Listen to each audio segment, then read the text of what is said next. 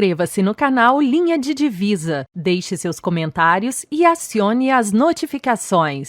Que na prosa prévia conversei com você superficialmente sobre a tese e eu não tinha tocado no Kant, mas na medida em que eu fui lendo assim o teu material, como eu te falei superficialmente, eu pensei, nossa, aparentemente o Habermas teve uma preocupação, e aí eu já vou transformar numa pergunta, uma preocupação extremada, assim, extremamente pragmática sob o ponto de vista da ética. E isso me arremeteu ao Kant, mas eu não tinha comentado com você. E você, então, você entende que o pensamento do Habermas ele se reduza ao pragmatismo? Pragmatismo kantiano, certo? Ou seja, o que é isso? O Habermas parte, né, da chamada virada linguística do século XX, foi um movimento que deu uma centralidade à linguagem, certo? E essa virada linguística, ela tem basicamente duas fases, né? A primeira fase, ela se centrou muito na sintaxe e na semântica, que diz respeito à relação dos signos linguísticos com o mundo, né? Mas ela teve uma segunda fase onde entra a hermenêutica e entra a pragmática, que esse segundo movimento da virada linguística é que influenciou bastante o Habermas, certo? O Habermas, é importante situar, ele vem da chamada teoria crítica, né? Ou escola de Frankfurt, mas hoje se fala mais em teoria crítica, né? E o Habermas tem uma concepção que é base no pensamento dele, que é o conceito de racionalidade comunicativa, certo? E é importante entender isso. Para o Habermas, e aí é o ponto que ele rompeu com seus mestres, né? Sobretudo com Adorno. Para o Habermas, isso é muito importante falar. Para o Habermas, a razão, o racional, não pode mais ser entendido como era entendido pelos antigos. Ou seja, racional por Habermas não diz respeito ao conhecimento dos entes, ao conhecimento do ser, como era em Aristóteles, em Platão, o conhecimento das essências, o conhecimento da substância, né? E você sabe que para os antigos o que estava em questão era o conhecimento do ser, né? Ou no Platão, no que diz respeito ao mundo das ideias, em Aristóteles a questão da substância, né?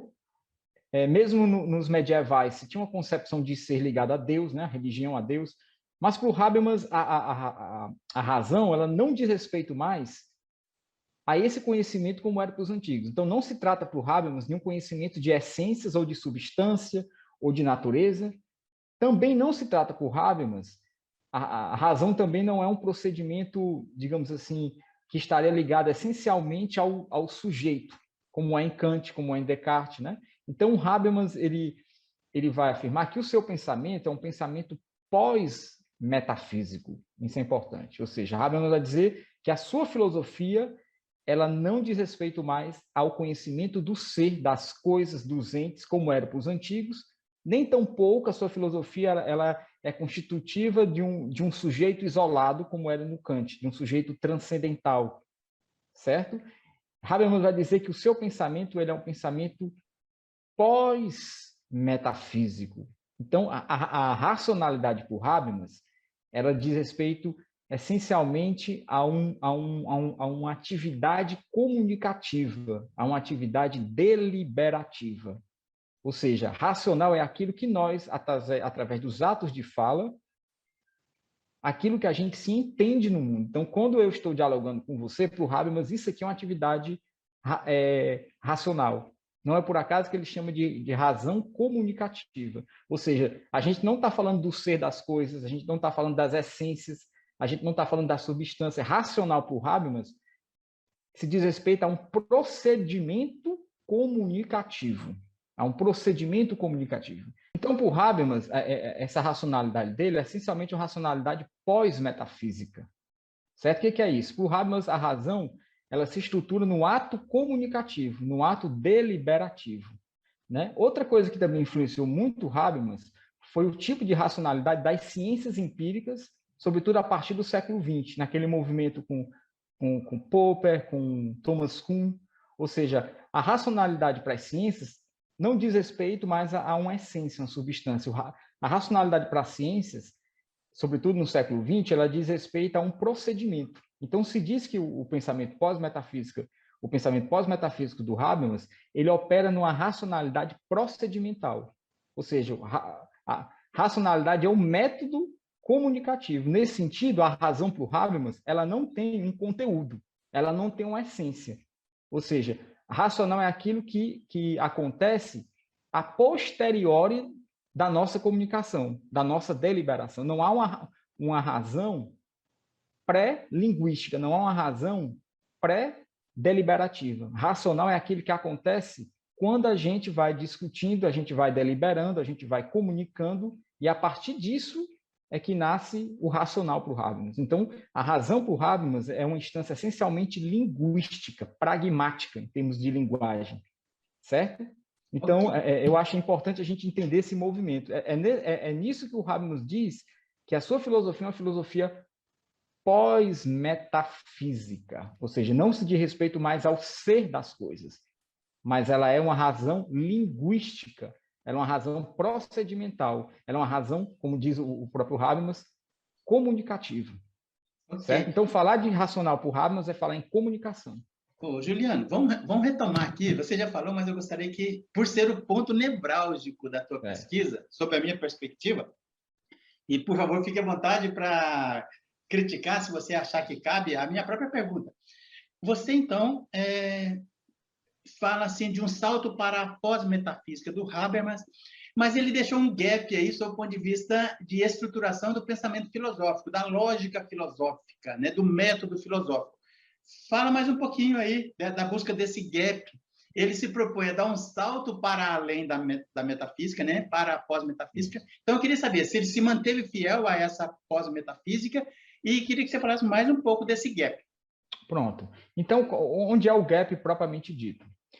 O Habermas, ele lança... Isso que eu estou falando está basicamente na grande obra do Habermas, né, que esse ano faz, inclusive, 40 anos, que é a teoria da ação comunicativa, né? Onde ele vai estruturar o que ele está chamando de racionalidade, certo? Anos depois, isso também faz parte... Desculpa, ele escreveu em 1980, foi isso? 81. 81, né? 40 anos. É a grande obra do Habermas, né? A teoria do agir comunicativo. Mas o Habermas é um autor, né? Ainda é um autor vivo, né? Que produz muito, inclusive... O último livro dele tem, se não me engano, 1.700 páginas, né? Habermas está com, se não me engano, 92 anos, mas ainda produzindo muito. E o Habermas é um desses autores, né? Como um grande filósofo que ele está sempre também revendo suas posições. Então, o Habermas não tem nenhum problema dele revisar uma teoria dele, né? Essa teoria da ação comunicativa, né? Dessa racionalidade linguística, ela também passou por algumas modificações, como eu também tentei identificar na minha tese no livro. Em 1999, né, 1999, Habermas lança um livro que é pouco debatido no Brasil, deveria ser debatido mais. Um livro chamado Verdade e Justificação. Importante falar isso. Né? Em 99, Habermas lança um livro chamado Verdade e Justificação, onde o Habermas faz uma grande modificação teórica nessa teoria da razão comunicativa. E eu me centrei muito forte nisso que você apontou, nesse gap. Eu acho que está aí o principal gap do Habermas. Qual foi essa grande modificação? Né? O Habermas, como eu estava falando agora há pouco, então o racional para o Habermas é aquilo que os sujeitos vão discutir, deliberar e chegar a um entendimento. Então isso é o racional para o Habermas. E o Habermas, nessa época da teoria da ação comunicativa, ele identificava a verdade, certo? A verdade, então, estaria ligada para o Habermas a um consenso.